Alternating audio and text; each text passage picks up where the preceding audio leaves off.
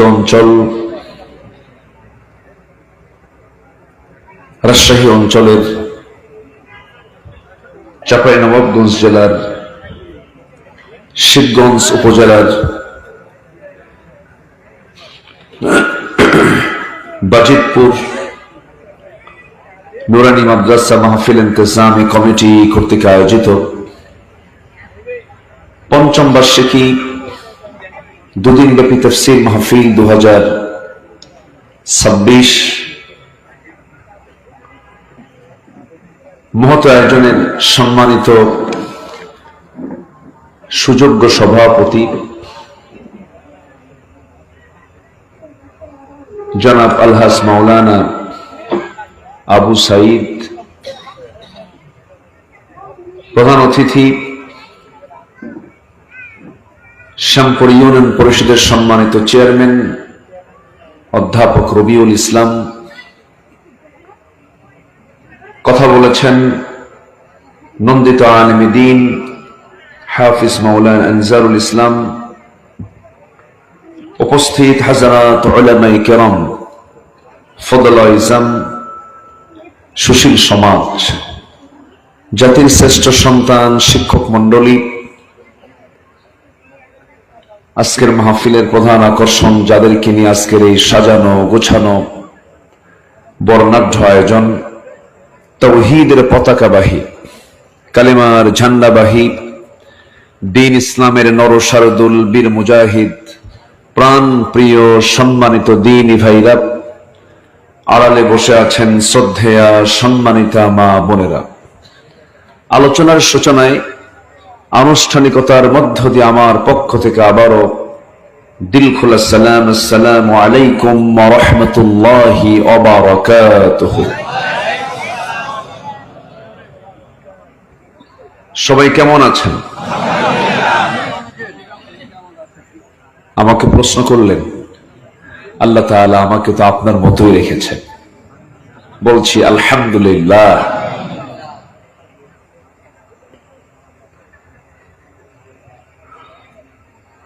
চৈত্রের এই খড়তাপ, প্রচন্ড গরম দিনের বেলা, আবার রাতের বেলা কাঁথাও লাগে, এই জন্য এক শরীরে প্রচন্ড একটা ধাক্কা।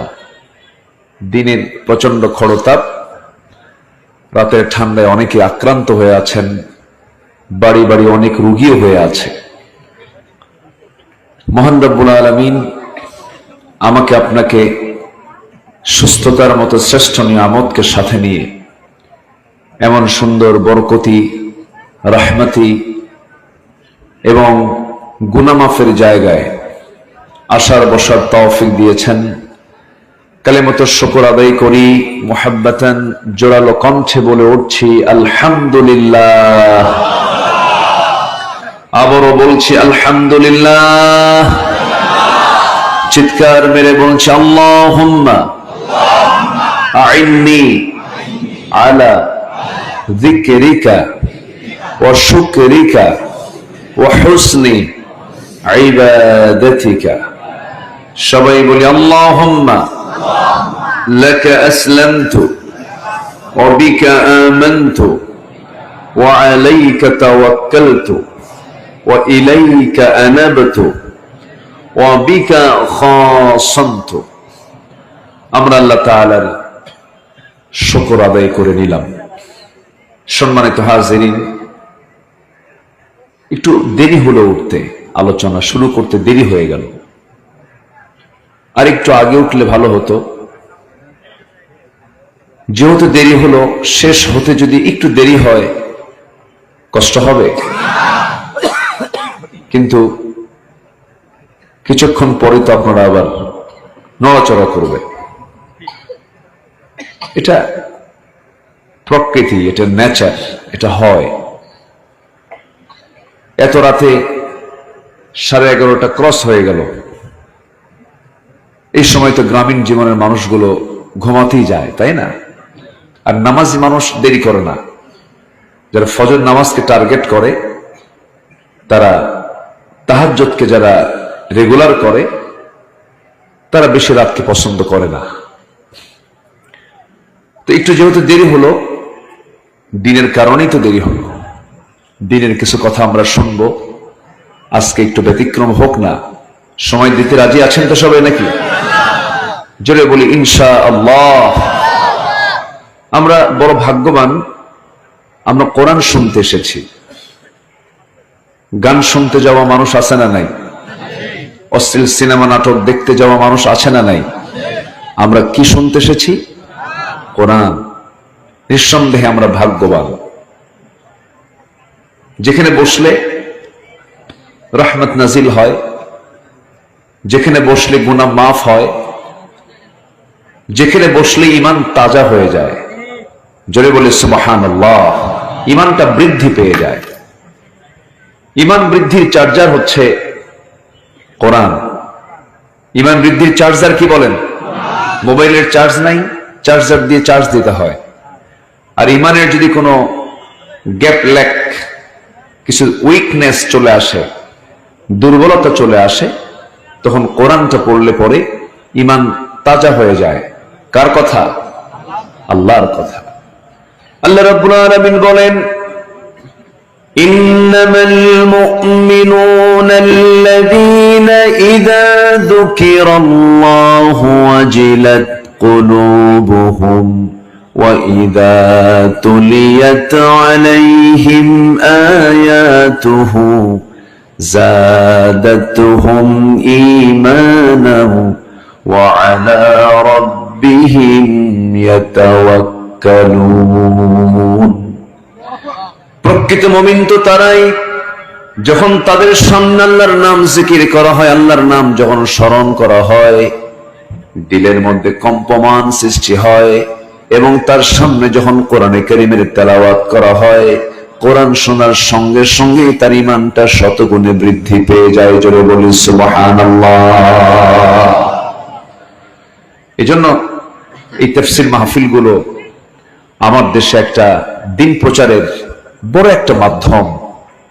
এটি একটা ইতিবাচক দিক। যদি মাহফিল না থাকতো, আমার দেশে কিছু কালচার চালু আবহমান কাল ধরে আছে। যেরকম এই এলাকায় আছে গম্ভীরা, না গম্ভীরা, লালন গীতি, রবীন্দ্র গীতি, নজরুল গীতি, এরপর আলম সাধু নাকি আর কি আছে, এরকম বিভিন্ন সংস্কৃতি, যার মধ্যে শিরকিয়াতের গন্ধ আছে, যার মধ্যে কিছু বেহায়াপনা আছে, অশ্লীলতা আছে, এরপরে যাত্রা, পালা যাত্রা, এই সমস্ত কিছু সংস্কৃতি এই সাবকন্টিনেন্টে বিভিন্ন জায়গায় প্রচলিত ছিল, এখনো আছে। তো এর মাঝে ইসলামের সঙ্গে সাংঘর্ষিক কিছু কাজ এর মাঝে চলতো। এটার অনেকটা ইতি হয়েছে, এটার অনেকটা সমাপ্তি হয়েছে। সেখানে স্থান দখল করে নিয়েছে তাফসীর মাহফিলগুলো। ঠিক আছে না? বলি আলহামদুলিল্লাহ। হয়তো এই মাহফিল যদি না হতো, তাহলে ওগুলোই সমাজে একটা প্রভাব বিস্তার করত। ভালো আর মন্দ কখনো একসঙ্গে থাকতে পারে না। মন্দ চলে যায়, ভালোটা সেখানে চালু হয়ে যায়। মন্দ বন্ধ হয়, ভালো চালু হয়। জা আল হক ওয়া যাহাকাল বাতিল ইন্নাল বাতিলা কানা যাহুকা। সম্মানিত ভাইয়েরা, একটু মনোযোগ দিয়ে আমরা কথাগুলো শুনি। আমি যে কালামকে নিয়ে বসেছি, এই কালামটা আল্লাহর পক্ষ থেকে নাজিল হওয়া কালাম।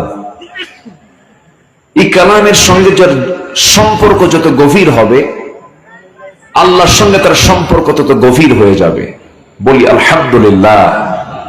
কিন্তু মানে সবচাইতে বড় দুঃখের দিক হলো, গোটা পৃথিবীর দ্বিতীয় বৃহত্তম মুসলিম জনপদ বাংলাদেশ, যেখানে 20 কোটি মুসলমানের বসবাস, অথচ সেই দেশের অধিকাংশ মুসলমান কোরআনটা বোঝা তো দূরের কথা, কোরআনটা সহি করে পড়াও পারে না।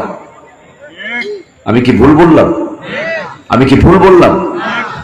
এখানে যারা বসে আছেন, এটা আপনার লজ্জা মনে নেবেন না। আবার হয়তো বলবেন, হুজুর আপনি আমাদেরকে লজ্জা দিচ্ছেন কেন? না, বাস্তবতার নিরিখে বলছি। যারা এখানে বসে আছেন, আমি যদি প্রশ্ন করে ফেলি, এই কোরআনকে সহি করে শুদ্ধ উচ্চারণ করে পড়তে পারেন এমন হাতের সংখ্যা কি বেশি উঠবে? বলেন, উঠবে না। অথচ কোরআন সহি করে পড়া সবার জন্য কি? আস্তে কয়, আরো জোরে, আরো জোরে, ফরজ। কোরআন সহি করে শেখা পড়া সবার জন্য ফরজ। কারণ নামাজকে সহি করার জন্য কোরআন কি করতে হবে? সহি করতে হবে। এবং একমাত্র কোরআন তাকেই লানত করে, রুব্বা কারিন লিল কুরআনি ওয়াল কুরআনু ইয়ালআনুহু, কোরআন তাকেই লানত করে যে কোরআনটাকে সহি করে পড়ে না। কত ভয়ঙ্কর কথা। আজকে স্বাধীনতার 54-55 বছর চলে, কত শিক্ষামন্ত্রী আসলো গেল, শিক্ষা ডিপার্টমেন্টে কত দায়িত্বশীল, কোটি কোটি টাকার বাজেট তারা পেশ করলেন। অথচ জাতির জীবনের শ্রেষ্ঠ ইবাদত নামাজকে শুদ্ধ করার জন্য, কোরআনকে শুদ্ধ করা যেটা ফরজ, আজ পর্যন্ত জাতিকে এই শিক্ষাটাই দিতে পারলো না আমার দেশের শিক্ষা ডিপার্টমেন্ট। আমি কি ভুল বলছি? পার্লামেন্টে বিগত 16 বছর যারা ক্ষমতায় যারা ছিল, যে ফেরেশতারা, পার্লামেন্টে একদিন তেলাওয়াতের জন্য কারি সাহেব যায় নাই। তেলাওয়াত করবে কে? অধিবেশন শুরু করতে হবে। স্পিকার মহোদয় বললেন, এক এমপি দাঁড়ান। এক এমপি দাঁড়ায় গেছে, তেলাওয়াত করতেছে, কেল হে আল্লাহ হে। শয়তান কয়, তোর সে তেলাওয়াত আমার ভালো আছে। এই হচ্ছে আমার দেশের তেলাওয়াতের দশা। আর রাজনীতিবিদদের দিনের জ্ঞানের কি গভীরতা দেখেন। আগামীকাল ঈদুল আজহার জানাজা নামাজ। কি আমার কথা কি বুঝতেছেন? লাকুম দীনুকুম ওয়ালিয়া দীন, বুখারী শরীফের 40 পারা। এই হচ্ছে আমার দেশের প্রচলিত রাজনীতিবিদদের জ্ঞানের বহর, দিনের বহর। আর তারা, তাদের ভাবখানা দেখে মনে হয় কি জানেন, গোটা দুনিয়ার জ্ঞান ওরাই নিয়ে বসে আছে। একটা ইতিবাচক দিক হলো, এই প্রথম বাংলাদেশে এক ঝাঁক পার্লামেন্টারিয়ান সংসদে গিয়েছেন যাদের সিনার ভিতরে কোরআনে কারীম অত্যন্ত মজবুত ভাবে গেঁথে আছে। বলি আলহামদুলিল্লাহ। এই প্রথম হাফেজ আছে, আলেম আছে, মুফতি আছে, মাওলানা আছে, ব্যারিস্টার আছে, অর্থনীতিবিদ আছে, বুদ্ধিজীবী আছে, সব ধরনের, সব ক্যাটাগরির এই প্রথম আমরা ইসলামী চেতনায় বিশ্বাসী ইসলামপন্থী একটি গোষ্ঠী পার্লামেন্টে তারা বিশেষ একটি অংশ তারা নিয়ে তারা প্রতিনিধিত্ব করছে।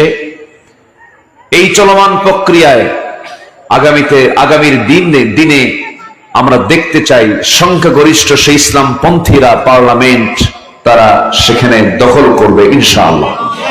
জোরে বলি ইনশাআল্লাহ। এমন দিন আসবে না? আসবে, আসার কারণ আছে। রক্ত ঝরানো এই বাংলার জমিন, রক্ত ঝরেছে, তো রক্ত ঝরার উপরেই আছে। ঝরছে না রক্ত? ঝরছে কিনা বলেন? ঝরছে। যে জমিনে রক্ত ঝরে হক প্রতিষ্ঠার জন্য, সেই জমিনটা দ্বীনের জন্য উর্বর হয়ে যায়। কোনো টেনশন নেই। বিজয় দিবেন কে? দিবেন। বিজয় কার হাতে? আল্লাহ রাব্বুল আলামিন বলেন, ওয়ালা তাহিনু ওয়ালা তাহজানু ওয়া আনতুমুল আ'লাউনা ইন কুনতুম মুমিনিন। হতাশ হবে না, নিরাশ হবে না, তুমি যদি সত্যিকারের মুমিন হতে পারো, আমি আল্লাহ তোমাকে নিজে বিজয় দিয়ে দেব। জোরে কোন সুবহানাল্লাহ। শর্ত হলো মুমিন হতে হবে। কি হতে হবে বলেন? মুমিন হতে হবে, ইমানদার হতে হবে। কিন্তু আমার দেশের সবাই তো ইমানদার, কিন্তু নামাজি নাই। আমার দেশের নামাজি বেশি না ইমানদার বেশি? বলেন কি বেশি? নামাজি বেশি না ইমানদার বেশি? হ্যাঁ, নামাজ না পড়ি ইমান আছে তো। হ্যাঁ হ্যাঁ, ঠিক আছে না? ঠিক আছে তো।